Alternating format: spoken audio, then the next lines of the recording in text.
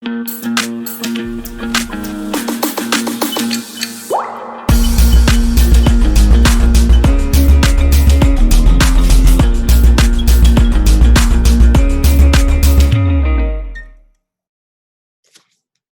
Coach BK here, Wolfpack, triathlon coaching and nutrition. I wanted to talk about embracing the tough moments. And I was thinking the other day, we have the embrace the suck. We talk a lot about managing the hard stuff, surviving the hard stuff, and we're coming at it from a negative point of view. The tough moments have a negative connotation already. And so our tendency is to back down. Okay. So in the pursuit of epic goals, and we're rolling into 2020, I don't know about you guys, but I have some pretty big goals that I would like to accomplish next year. Got an Ironman Texas, got some halves, like to run a marathon and do some pretty big stuff. But really, I just want to be the best athlete that I can next year and kind of finish some work that I started out a couple of years doing, and really do some serious work on some activities to see how, what's the best that I can do. So in the pursuit of epic goals, and talking about embracing the tough moments, almost looking for them, cherishing them, really looking forward to them. So we could be talking about racing and training, we could be talking about workouts, or we could be talking about life. I'm writing a blog right now on embracing the tough moments more from a personal growth standpoint.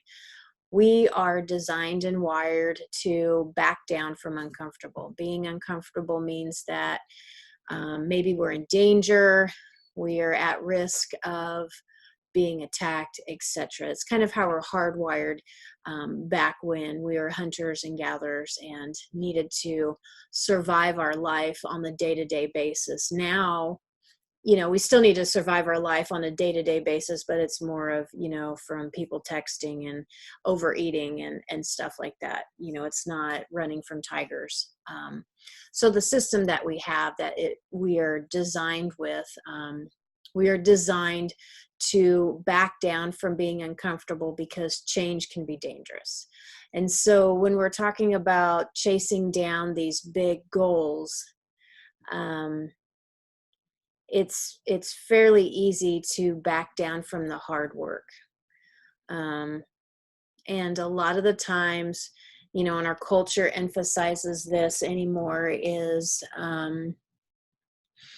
if it's uncomfortable in personal growth, uncomfortable, or there's a tough moment in relationships or in, parenting and stuff like that, there's a default to backing down. There's a default to picking up our very habitual mental, emotional habits, and boom, we still stay where we're at. Because, the truth of the matter is if you are setting big goals, really big goals, the person that you're looking at right now in the mirror is not going to be able to achieve those. You will have to change in order to accomplish those goals. And that's kind of like the biggest thing when someone's like, I can't do an Ironman. I'm not signing up to do an Ironman. I can't do it. No, today you can't do it. You actually can't. Truth. There's some people that can, right? But just in common sense, you have to change to evolve into the person that can achieve whatever big goal that you're chewing on. And so, you've got to set the goal, and we'll talk a little bit more about like some 5 things that you can do to really hone in on and develop this habit of being able to pursue these goals and embrace the tough moments like they are fuel for your fire. They are going to give you things to help you change and succeed. So if we shift our thinking about the hard workouts or about the things that we have to do adulting wise, if we were to change our perspective and look at them and see, like on a hard workout, What is that saying about me? What do I need to accomplish? What do I need to change? That hard conversation you need to have. What am I needing to learn how to do here? What is this saying about me? What do I need to do? It's super duper interesting if we kind of zoom out, do like that book, The Four Agreements. Don't take anything personal, do our best, honor our word. And I can't remember what the last one is.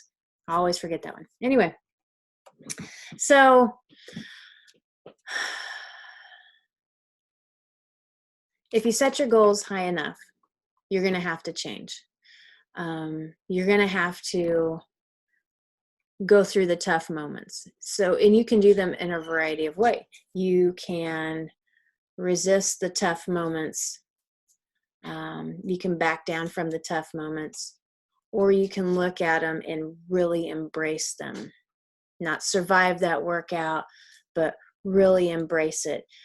And, have patience with it. It might take you 1, 2, 3, or 4 times to really be able to do that workout well. Having patience in looking at the workout and trying it for the first time and thinking, oh, okay, I need to do this different next time, and trying it again. And I need to do this next time and trying it again. The same thing with conversations, the same thing with parenting. Oh, that didn't work. Try a different way. Oh, that didn't work. Try a different way, right?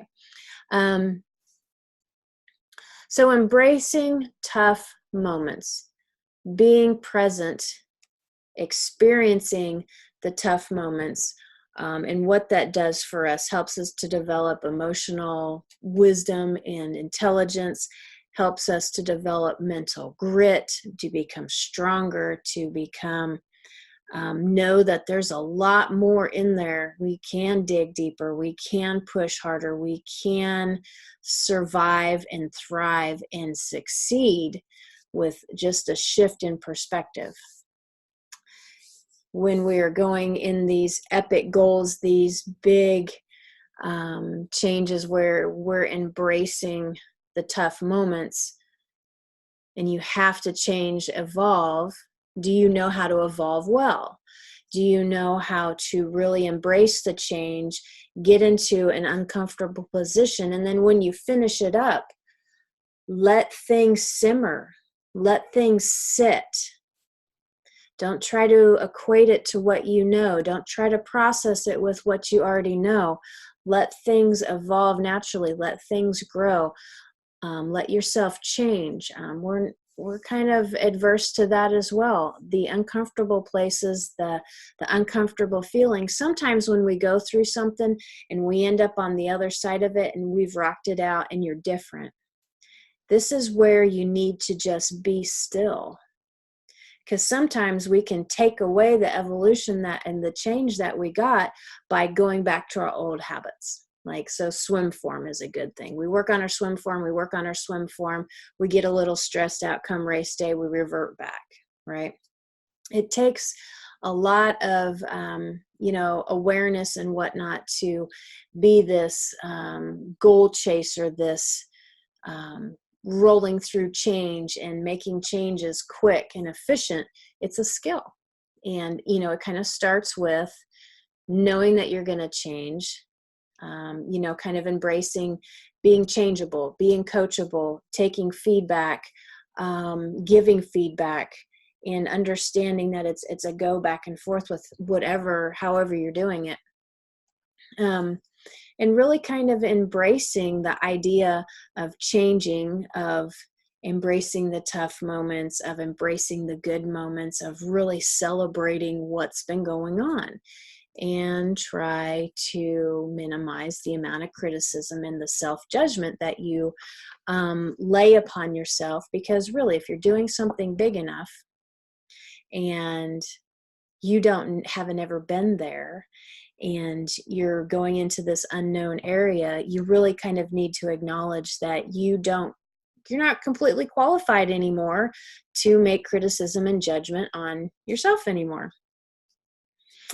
Okay, so chasing down goals, big goals, in a way that there's a lot of juju and magic that happens. Like if you do these things well, set the goals, keep fear at bay, keep limitation at bay, work on, being coachable or being changeable, being moldable, however that's happening, however the change is coming at you, and embracing the tough moments. There's a thing that happens, I call it pixie dust. It's just like magic happens and things align, and the changes that you see come so much faster. It's just kind of like exponential growth when you can get all of these things put together. So kind of number one, in just a real short bit on how to do this type of thing. Number one, connect in with your why. Heartfelt, passionate, driven. In the yoga meditating world, they would say, be able to turn inward and really hear and understand who you are and why you're doing what you're doing. Because when the moments get really dark, you go back to your whys. One why might be good enough if it's big enough. I only have one why, I think. And that's really just to be the very best person that I can on any given day and constantly be moving forward. That's always my why. So if I'm my best version, then I can do the work set in front of me and I can do it well. That's my why. And I race and I train and I do all these things because my playground for personal growth and just to becoming a better person is racing, training, coaching, and it's everything. It's my life. So that's my why. For generally everything, just to be the best version of myself that I can, so I can be the instrument of God. What he puts in front of me, I can do it. And, lots of other people have many other whys, like, wanting to be in really good shape and losing weight and role modeling these types of things. It's wonderful. It's just whatever is really driving you. What is your why? Getting badass bling and stuff like that and going out and seeing what you can do. What's the best that you got? That's a really awesome why. Finding that competitive edge and finding some place that you can go and you can just chew on something and give it all you got. A wonderful why. But connecting in with that, writing it down, having a training journal or having someone to reflect that to, saying it out loud, writing it down. These things are in my training journal. It helps me to stay focused. And that's where, when you're not motivated, you go back to your why. And then you get up in the morning, you get on that bike or do whatever. You do the hard things because of your why. What's really driving you helps to connect in with your inner self. And that's where a lot of good juju is at. Number two, set goals that light you on fire. Might scare the living pants out of you, and you probably might just completely doubt you can do it. And that's fine. And hopefully you have someone that you can chat with that, gives you trust to say yay or nay. Yes, I can. Yeah, we think you can, or maybe wait. Set goals that light you on fire. Like, kind of freak you out and make you cry a little bit, but be mindful that you're not setting goals that are shadowed with fear, shadowed with limitations,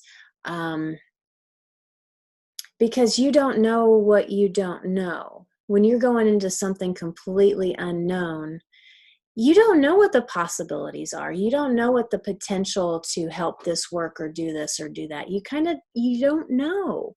And so just keep that in mind when you're setting these big goals. Be careful of limitations that you think you know.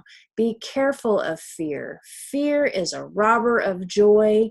And we have so much fear stories that aren't true. Be careful of setting your goals and having your goals shadowed with fear. And when you're setting these goals, just have a splash of realism in there. Get that from somebody else because you don't quite know, right? Okay. Number three, set a plan in place. When you're doing something really big, you need a plan. timeline, plan, little big steps, little steps, things hello things that are going to help stimulate the catalyst for change. Have a plan that helps you get from point A to point B and all the little steps in the middle, and work to understand the plan.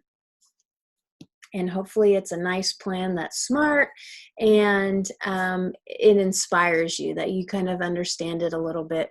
But get a plan and work on it. Commit to it. Once you've done that, then when you've done that, unless something really major happens and you need to change, you're committed. Boom. Committed. It's in the planner. Done. We're doing it. Number 4 on this epic pursuit of goals is to strive to do your best on workouts, and specifically the harder workouts. Strive to do your best, strive to give it your all, strive to take risks, strive to embrace the tough moments in racing, develop the mental grit, find the lines, find the limitations, understand where the obstacles come in. When you have a craptastic workout because you gave it your all, that's a huge win. Look at the feedback without criticism and judgment. Look at it and say, okay, I need to do this different. I need to do that. I need help here. I need to do this. And that's when you, through those tough moments, you get feedback back. You try something and then you get back. Did you make it? Yay, great. Continue to do that. Did you not? Okay, we need to try again. This is how we evolve. This is how we learn what we got, what we need, how to change, and how to continue to go upward in this manifesting of these goals that we want. Okay? And, we're talking a lot in racing and training, but this applies to anything. This applies to your relationships. This applies to parenting, your job. This is not a racing and training conversation. This is about everything. Okay? Embracing the hard moments, embracing the tough challenges. Don't back down, and don't let your fear and limitations and whatnot filter how you respond and what you do and say when you're going into these moments. Be very mindful that, you say you have a hard treadmill workout and it's like coach has decided you're going to do 5 on and 5 off, sort of easy, hard, back and forth, back and forth, back and forth, and you don't deviate, and you're like, okay, and there's directions and whatnot, and you're like just dreading it, or you're dreading that swim workout, and stuff like that. If you start doing that, remind yourself, why am I dreading it? Why am I sort of backing down? Do I need to shift my thinking a little bit? Do I need to reframe where I'm coming from with this? What am I trying to learn? What am I running from? Is there anything I'm running from? Or do I just not enjoy that? And that's just something that, I'm going to have to learn to just tolerate. Lots of different realistic avenues of what we're doing. But strive to do your best on the hard workouts. Really push it. Better to find your limits now than on race day, or when things go sideways and you find your limits. Better now. Better learn how to break through them where they're at, and you learn and you grow. If you if you give it your all and you just completely bomb on those last 2 intervals, well, you know where your limit's at, and it's good information to know. The next time you go out, can you do better? Maybe. Depends on, the feedback. What was actually wrong? Did you hit a limit, like a real hard physical limit? Well, then maybe you just need to give it time and keep working. Or did you really jack up your nutrition and didn't do your electrolytes right? Well, maybe we need to practice that and then try it again. Maybe that electrolyte didn't work for you. Try something different. Try it again. This is embracing these tough moments. like with parenting.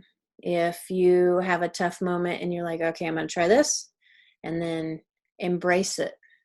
Look at it like a learning activity. Look at it like a strength training workout that's going to make you stronger, whatever you're doing. Okay. Number 5, celebrate the little wins. Okay. And the big wins. Celebrate the heck out of them. Work really hard to keep your personal criticism in check, your judgment. When you have little wins, or say like in a whole workout, and 75% of the workout was but maybe there was a couple of really good moments in that workout.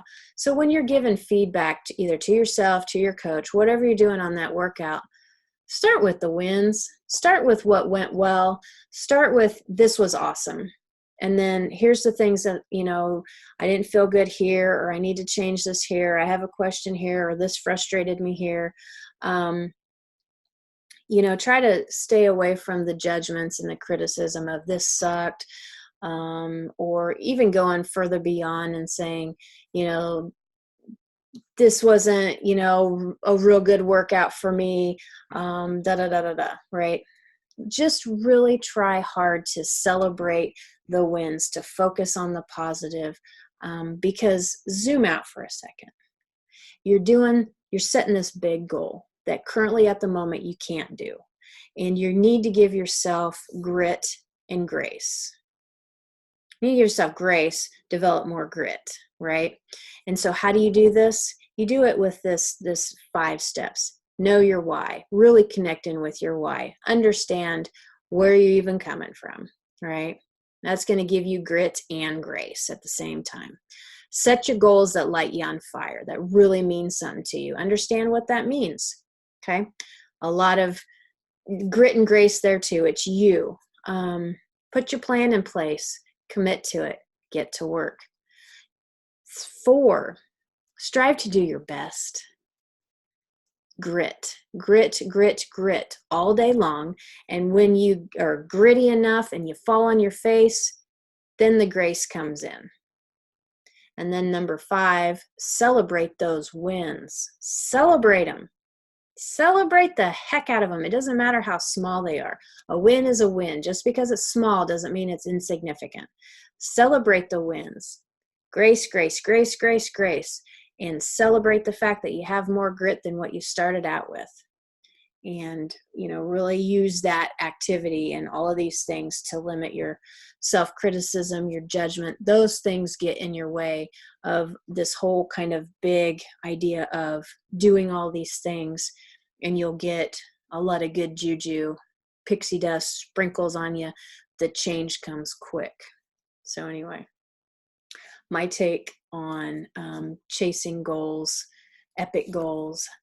Don't be afraid to set big, big, big goals, because really, even if you don't make that really big goal, if you didn't let fear and limitations, your perceived limitations, set that goal, you are going to end up further on than had you set a smaller goal. You'd be way further down the road. It's that journey. You're going to get so much more along the way, having done these things, embracing these tough moments, really embracing them and experiencing them and being human in them, and, just really kind of feeling, understanding, and giving it your all. So, Coach PK, hope you have a great evening.